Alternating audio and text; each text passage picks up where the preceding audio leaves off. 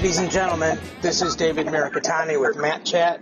Today, I am joined by the co-founder and director of development of the Titan Mercury Wrestling Club, Mr. Wayne Boyd. Wayne, thanks for being on the show today. Hey, it's a pleasure, David. Nice to hear your voice. You too, sir. How is life in sunny California? Well, it's hot. It's already 100 degrees. I'm forced to go play about 18 holes of golf. It's great to be on your show and your podcast as I'm going to the golf course. So, in advance, hit them straight. So, doing a little research, I want people to really understand a little bit about your background. So I looked up that you're a 3-time Middle Atlantic Conference champion, Temple's first EIWA champion, and an NCAA Division I champion. So tell me, how did you get started in the sport of wrestling? Well, I can tell you based on what you just said, I had a great career at Temple. Before I get into how I got started in wrestling, it was funny that I ended up at Temple. It was kind of a moderate school for wrestling. They were trying to build a program. I was scheduled to go to Oklahoma State and wrestle under Myron Roderick, one of the greatest college coaches that ever lived, really one of the greatest men that ever contributed to the sport of wrestling. We lost Myron not too long ago, a year or so ago, to an injury he had on a racquetball or a handball court. He got hit in the eye and he got all his blood thinners and it caused a stroke. And we miss him greatly. He was a great ambassador for the sport, a leader, an entrepreneur, a great coach, great wrestler, Olympic team, 56. But I started my career, funny, I used the word 56. I started my career in 1956. I was about 9 years old, and it really started with watching my brothers wrestle. I had an older brother that was 4 years older, and I had a middle brother that was 2 years older. And we all played baseball, we all played football, but I was small. And I migrated to wrestling because of my size. My freshman year in high school or my 8th grade year that I walked from the junior high school over to the high school to try and make the junior varsity team. Back in the 60s, if you were a senior in high school and you got beat out for varsity, you were still allowed to wrestle junior varsity. So when I got to the high school as an 8th grader, I was wrestling a lot of older guys, 16, 17, 18-year-old guys. And I found a way to beat those guys. And a lot of that I contribute to my brothers who were really good athletes. We had never had a state championship in the Boyd family. My oldest brother, was second twice. Finally, my middle brother won it as a junior, which was my 8th grade year. And I said, being a state champion was the ultimate goal as a high school student. And I focused on that goal. I lost massive amounts of weight. My sophomore year, after finishing 3rd as a freshman, my sophomore year, I cut from 120, and I was skinny at 120, to 95 pounds. Oh, my goodness. Oh, my goodness. The guy that beat me my freshman year went up to 103, and the senior who won the state title graduated. So I said, well, I'm number 3. If I can get back down to 95, I'll be number 1. Yeah. Well, lo and behold, a guy from that same school they went up to 103, they brought in a 95-pounder, and the first time I wrestled him in a dual meet in high school, he pinned me. I was only pinned like once or twice in my career. But that happened my sophomore year, and I was in shock because I didn't expect it. Sure. Then he beat me on a referee's decision in the Eastern District, and I drew him in the semifinals of the state meet, and my dad came over to me, who never wrestled, by the way.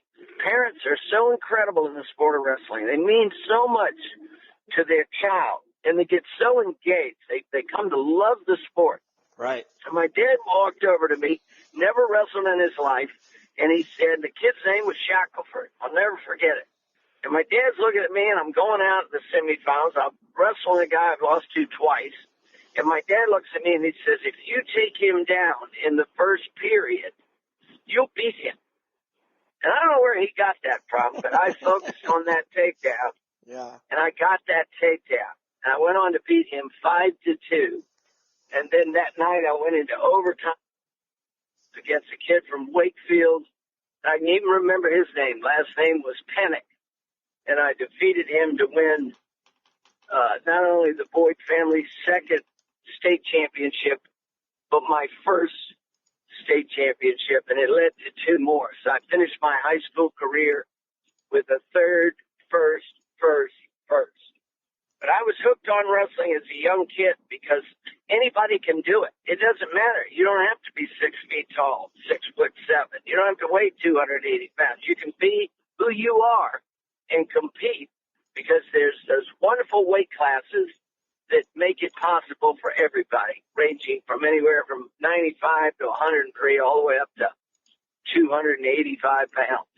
Right. And back in the day, it was unlimited. So, yeah, for sure. Yeah. Oh, my God. Brings mind Chris Taylor, Iowa State, 480 pounds, and he could move. Yeah.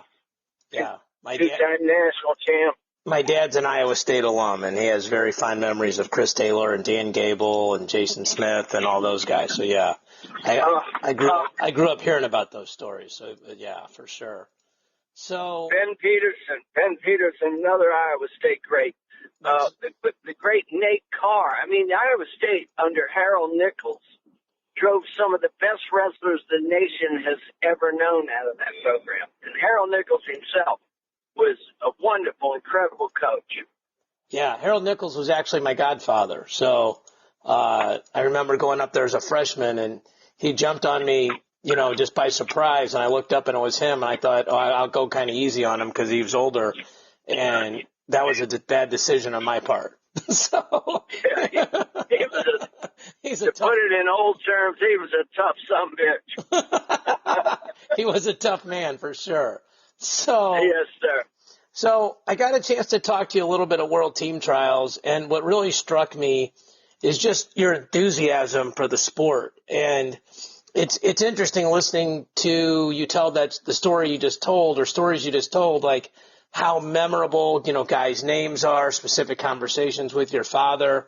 And I know, a lot of it has to do with, people are passionate about things they were successful at, but besides your success and the fact that multiple people, different sizes, those kind of things, what is it specifically about wrestling that really just, gets you so excited just to get out of bed in the morning and try to make our sport a better thing? I think it's the character it takes to be a wrestler, just to walk in a room. Forget about winning national titles, world titles, Olympic titles. That's so beyond the average guy that goes out for wrestling.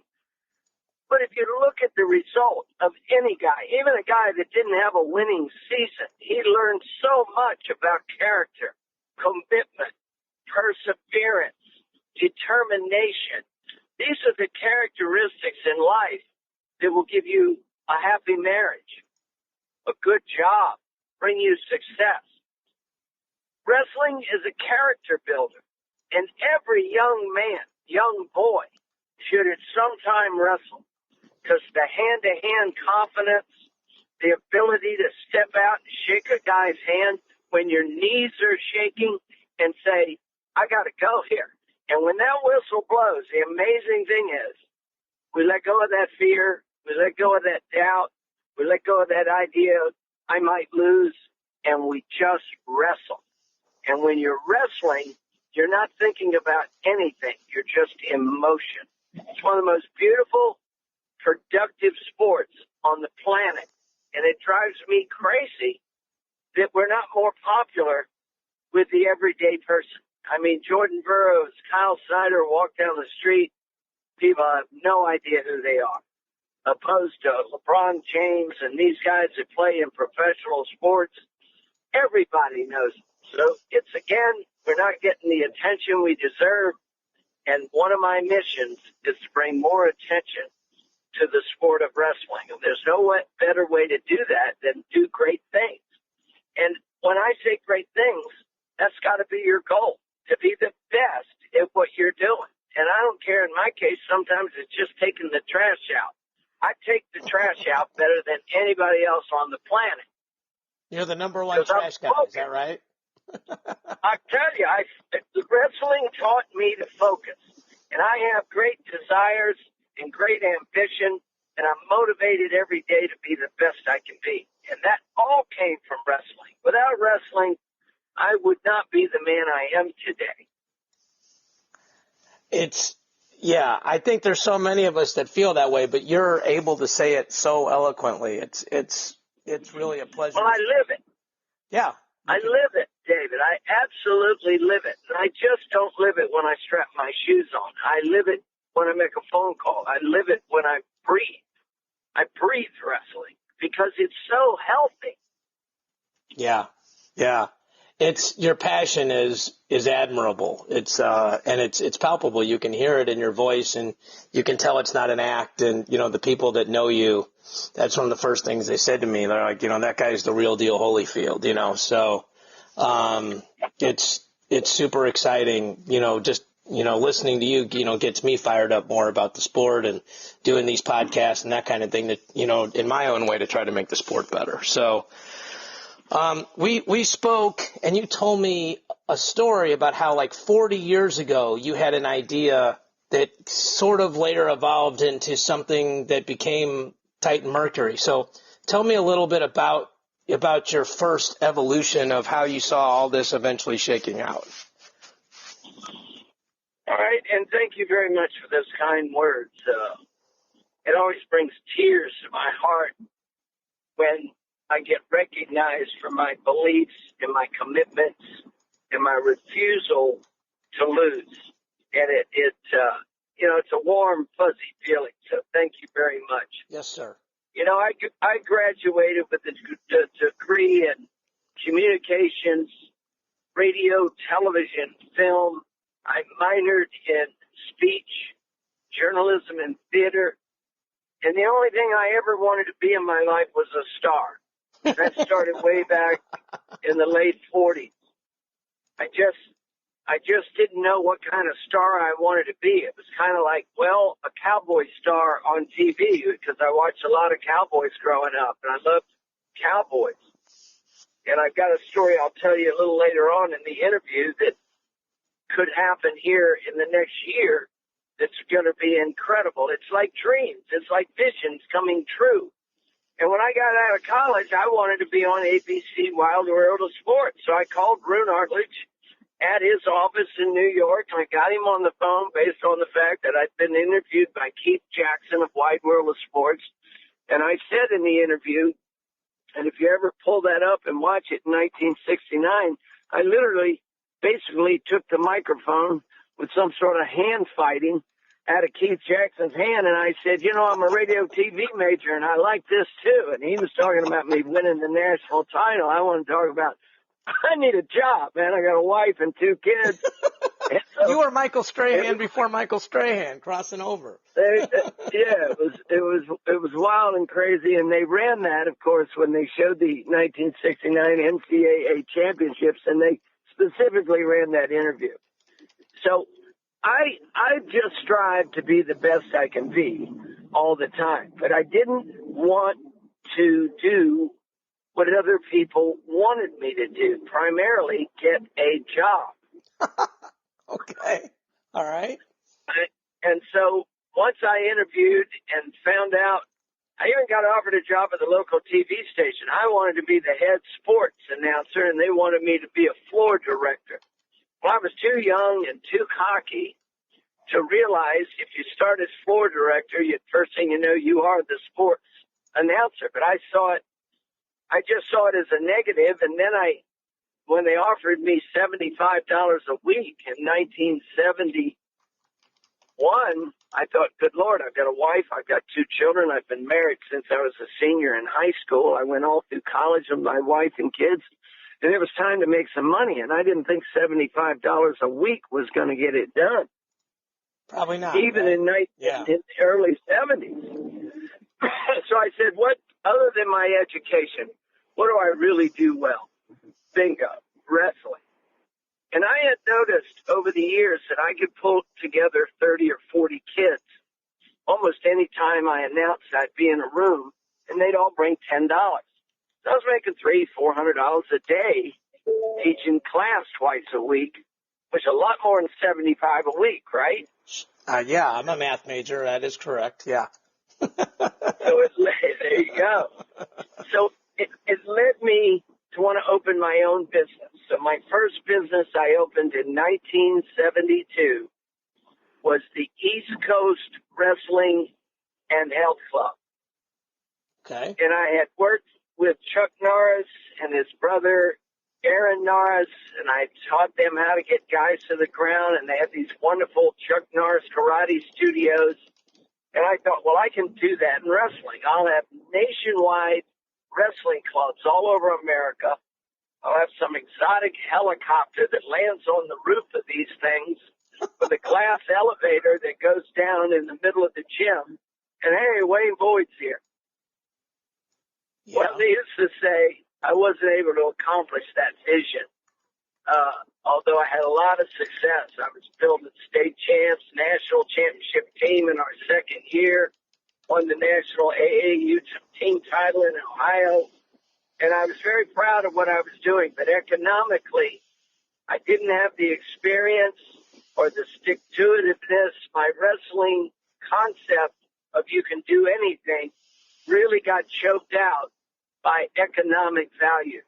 And I wasn't prepared for that in the least. I had no idea. I had never failed at anything.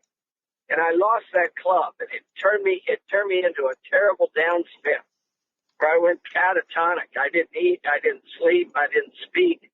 Ended up in a mental institution. If you ever see the movie One More Shot, based loosely on my life story, starring John Smith, Dan Hodge, and myself, I tell that story in the movie. I live that story in the movie, and it was a heartbreaking experience, and it took its toll on me. But I never gave up, and I stayed involved in wrestling.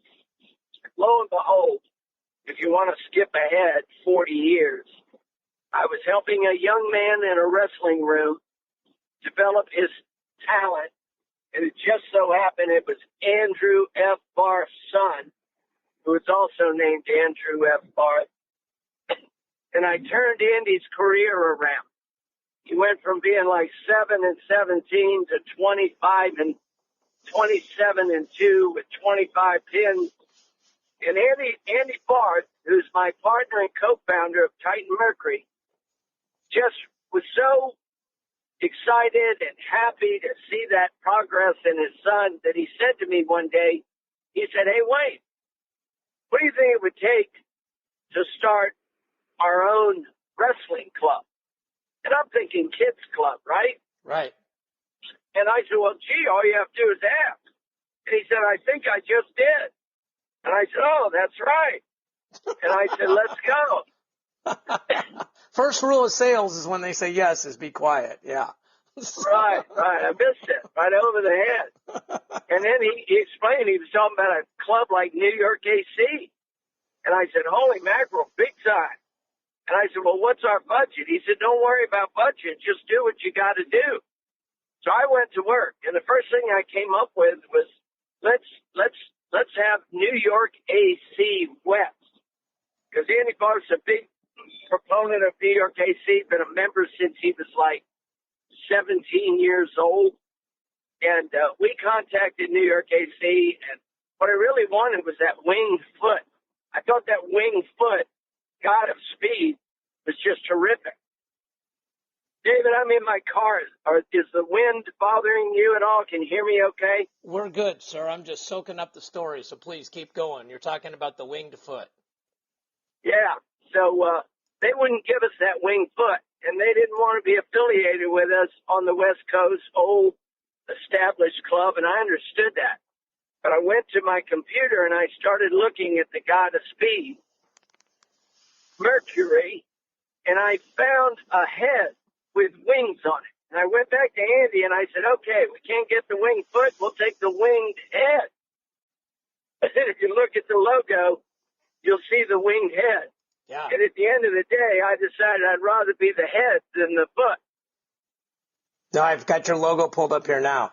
What's crazy is just, I think so many of us have random stories of how, you meet somebody and how it you have no idea when you say, hi, nice to meet you, it's going to, change your life. And so, your meeting of Andy Jr., obviously has changed not only your life, but Andy Sr.'s life, Andy Jr.'s life, so many people that, are wrestling now. And I want to get into that shortly because, I want to get as much in before you got to go, go off the first tee here. But it's just crazy that, just a random meeting like that led to all of this. So let's talk a little bit about Titan Mercury. Well, let me back up. I got a chance to interview Art Martori, and you and I spoke about that. And to me, he's just one of the giants in the sport, and he has tremendous respect for yourself and for Andy Barth. I've never met Andy, and I don't know a lot of people, that are probably listening to the podcast that have. For those of us that haven't, tell the people about Andy Barth. Andy's one of the kindest, smartest human beings on earth. He not only graduated from Columbia Cum Laude, and I'm not a genius. I wouldn't even know how to spell that. I hardly can pronounce it. But I believe it's Latin for smart. Columbia. Yeah, I believe Columbia is regarded as one of the most intellectual institutions in our country. In the world, and yeah. He's not only, he was not only first in his class his freshman year and sophomore year and junior year and senior year. He led his class all 4 years, which gave him that great recognition of intelligence. And he managed to be the captain of his 1985 wrestling team as well. And as brilliant as Andy is, wrestling touched him the same way it touched mankind. You said wrestling touched him the same way, and the phone cut out for a second, sir. Wrestling touched Andy Barth the exact same way it touched me. We both realized this is a builder of men, which contributes to man. This sport needs to be shared with more people, and we need to figure out how to make this sport attractive so our guys can get paid a little bit. You got married men with children. Jordan Burroughs himself, right, wrestling, and he's probably one of the highest paid guys in the country, but it's still so small compared to other professional athletes. Sure.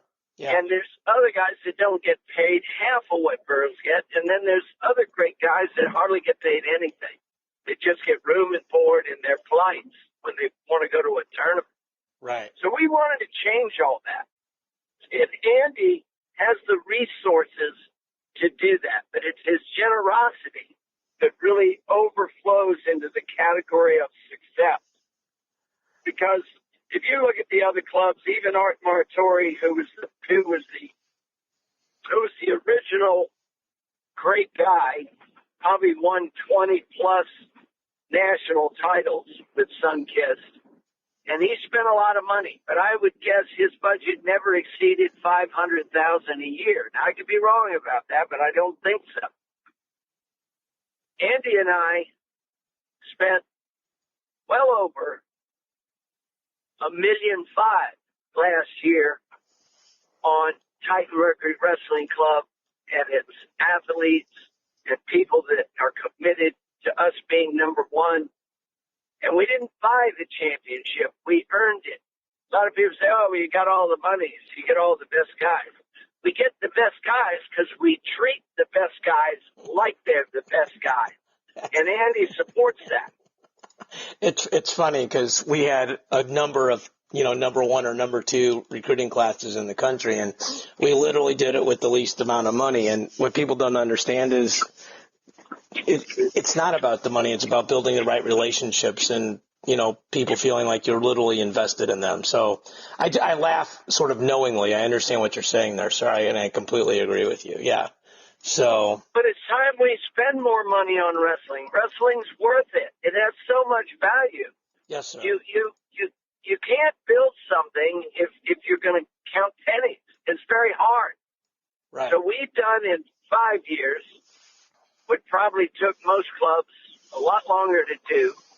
We're not only the number one club in America, we stand tall as the number one club in the world, having defeated Iran in the Ukraine last year in front of their fans by the closest of margin to become the World Clubs Cup champion. I saw those results, and it actually kind of leads me. You're the best interview ever, Wayne. You just lead me right into my next question. So it's almost like I gave you the script. So yeah, I got a chance to talk to Johnny Rugarello before the World Team Trial Finals, and you guys literally had a guy in the finals at all of the weight classes. And I think you ended up, I mean, I know you had Green, Stieber, Gwizdowski, Snyder, Gilman, and Cox make the team there, and then Mallory Velty, Tamira Mensah, Victoria Francis, you know, that was earlier in April in Las Vegas. So tell me a little bit about how Titan Mercury works. What is the partnership between Titan Mercury and the RTCs? You know, so I'll just use a simple example. Like, how do Titan Mercury and the Ohio RTC work together to help Logan Stieber and Kyle Snyder, as an example? Okay, let me talk on that, but I've got to go back to that World Team Trials. You know, we actually had I could be a number off. We had either 9 or 10 guys in the final. So we had somebody in every weight class. Right. And in one or two of the weight classes, we were wrestling each other. Right. That's correct. So yeah. we were a shoe-in. We were a shoe-in for at least 2. And I knew there was 4 others we could win.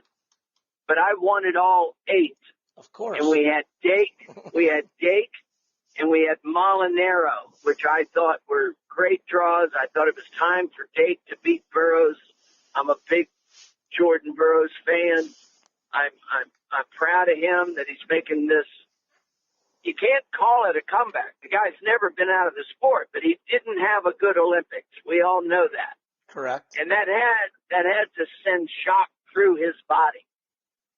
And in reference to Snyder and Stieber, if Burroughs had been my guy, I would have focused immediately on his vision, where he is.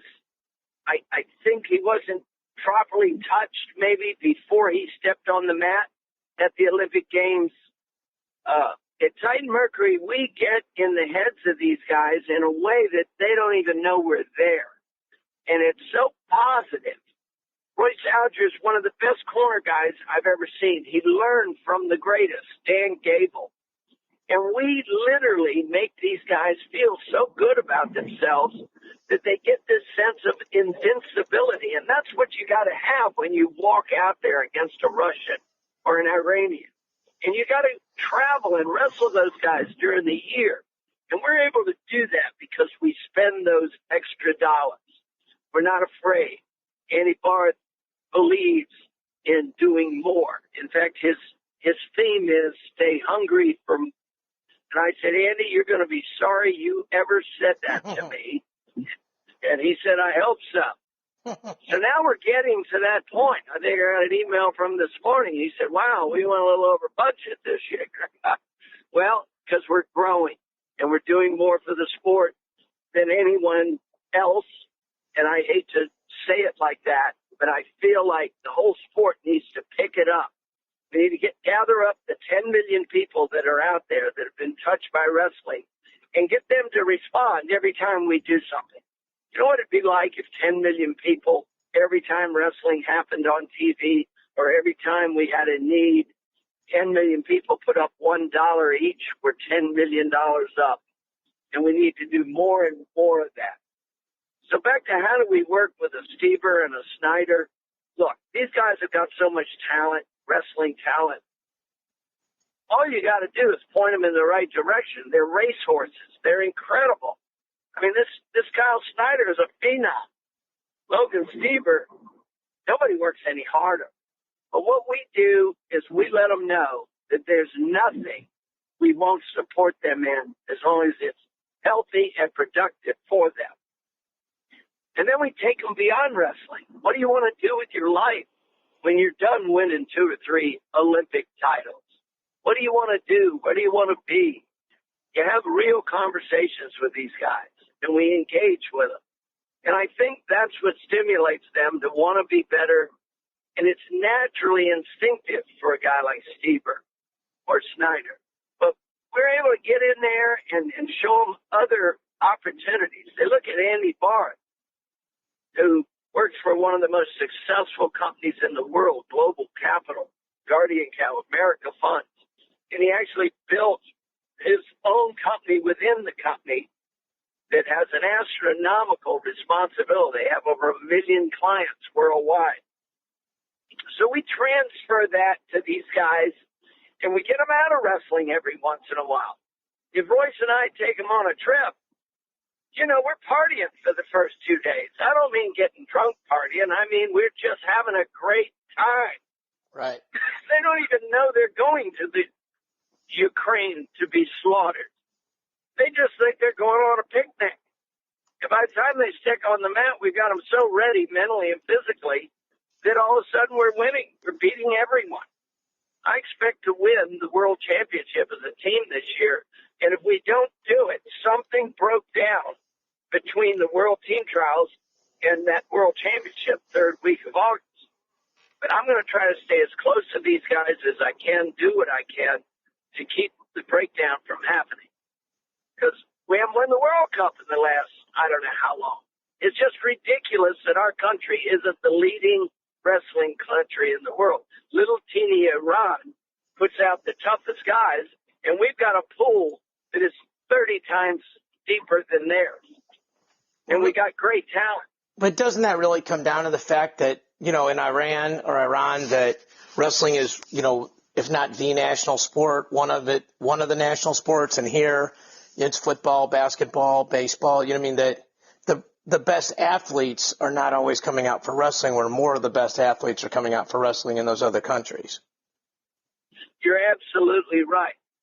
So if we add value to our sport, meaning what we're about to do, Andy and I with Mike Novogratz and Xander Schultz and Matt Novogratz, is create PROW, P-R-O-W-L, Pro Wrestling League, where somebody can grow to make $1 million a year for wrestling.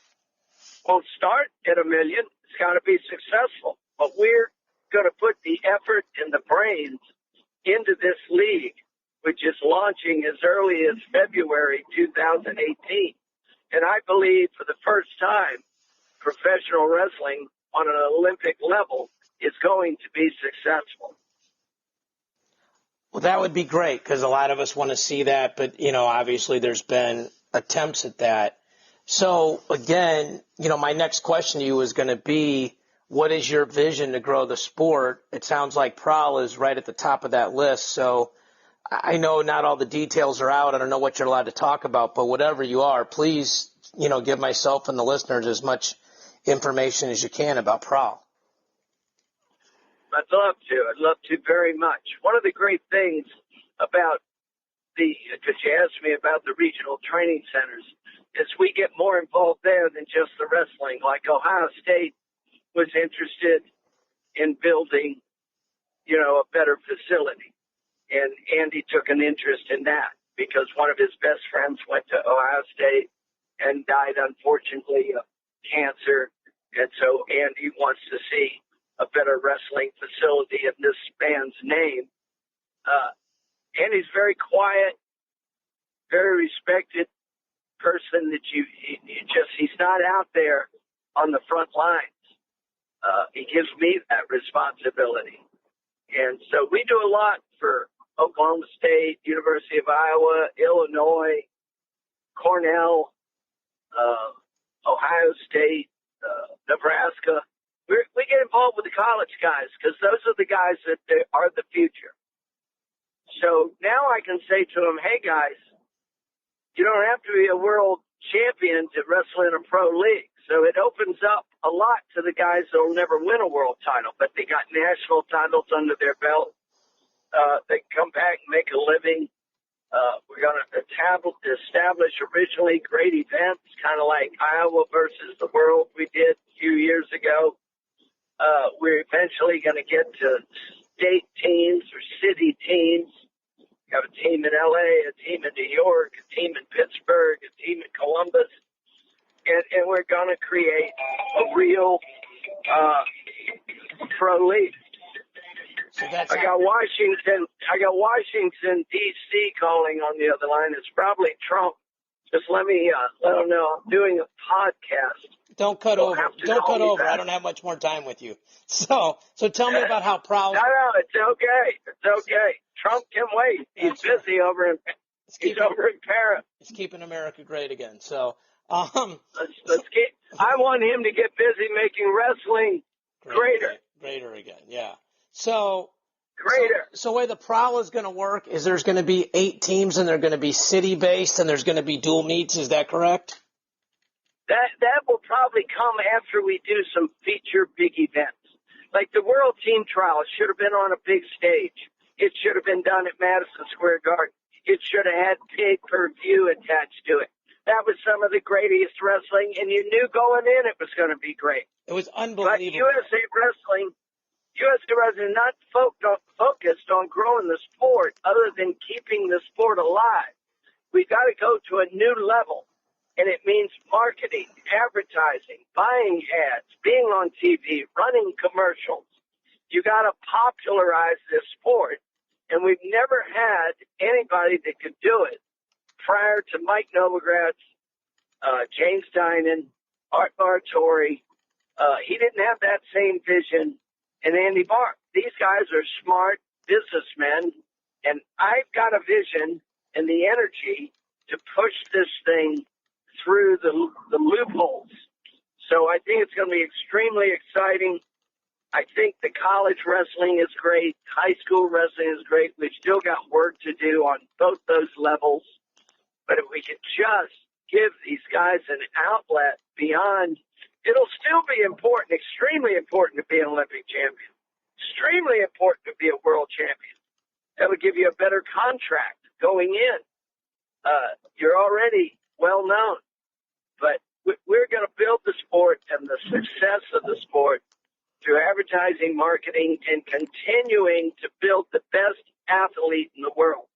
There's no better athlete than a wrestler. I'll put a wrestler against anybody. This guy Judge from the New York Yankees, Snyder would take him down and pin him in less than 30 seconds. He wouldn't have a chance. Well, I don't think anybody's questioning that. But at the same time, I think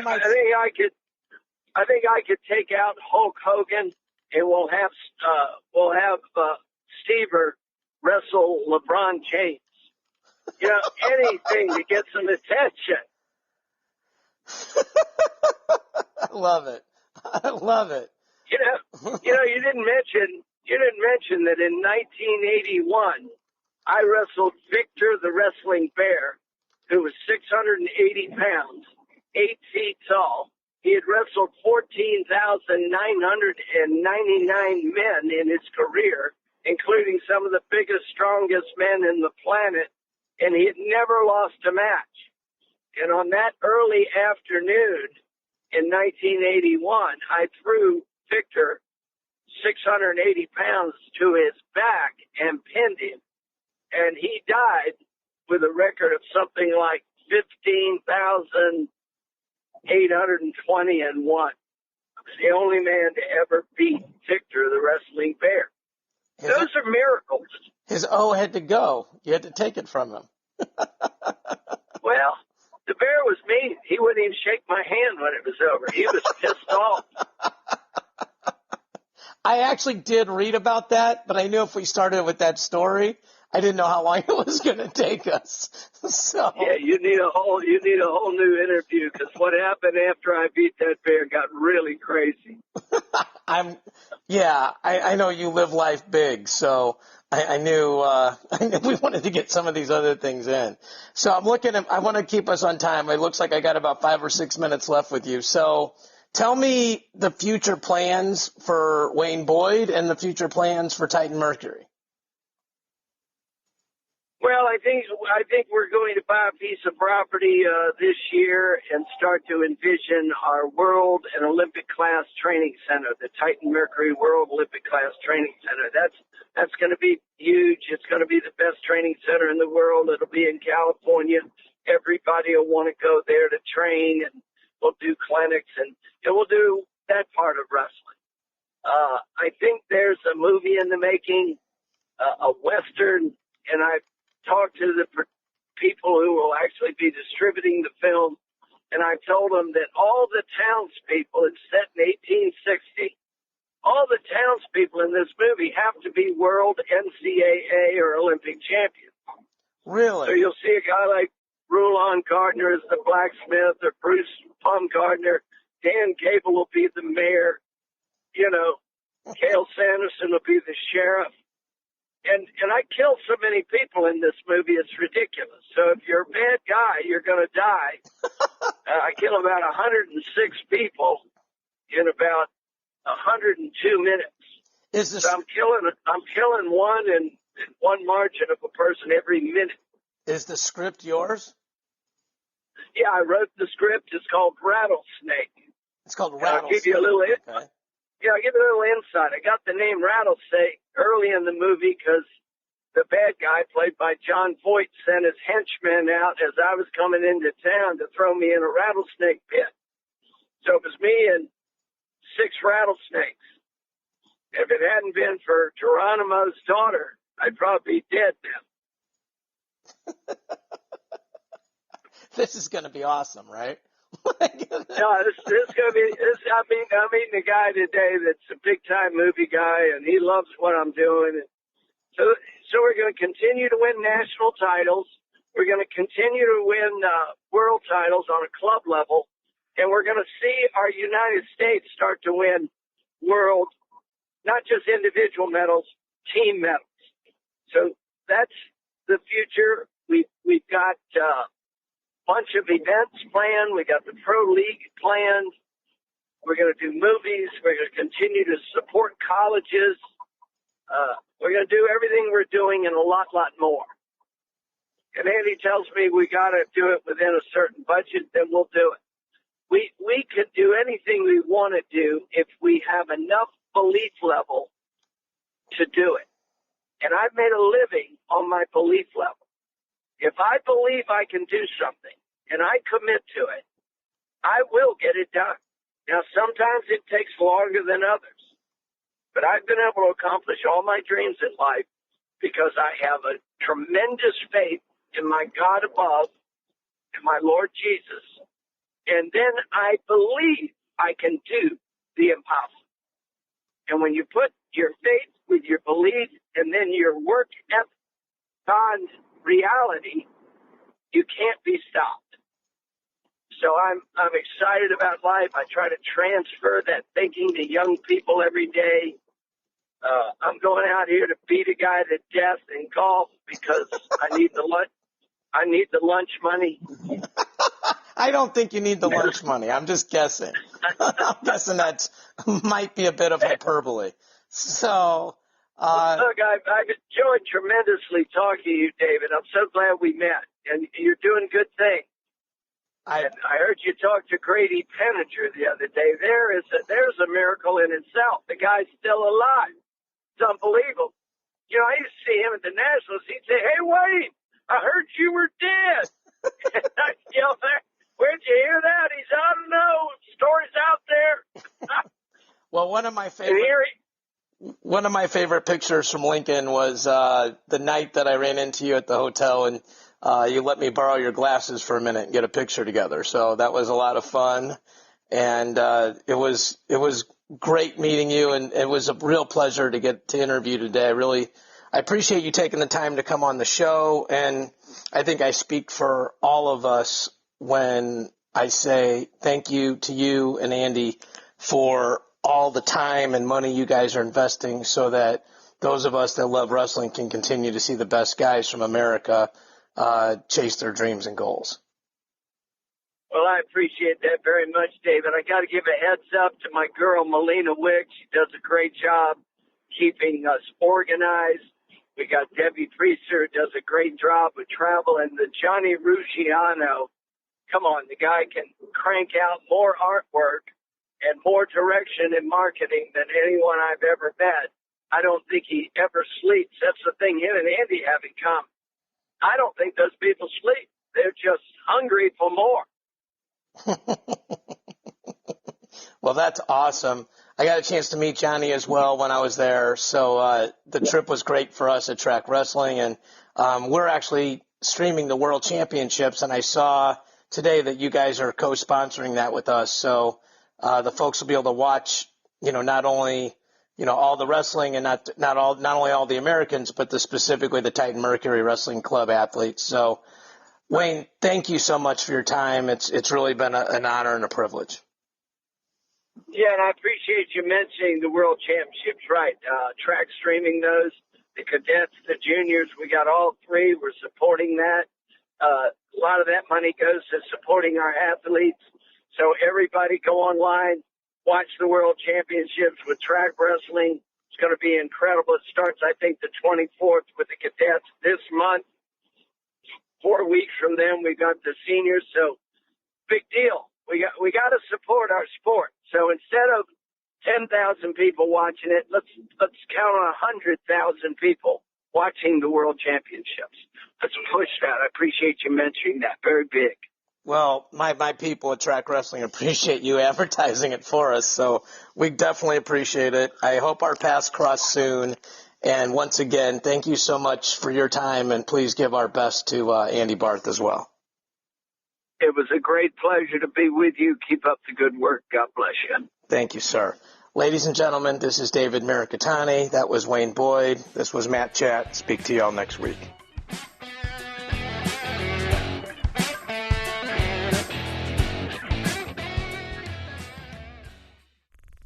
This show is part of the Matt Talk Podcast Network. For more wrestling podcasts, head over to MattTalkOnline.com.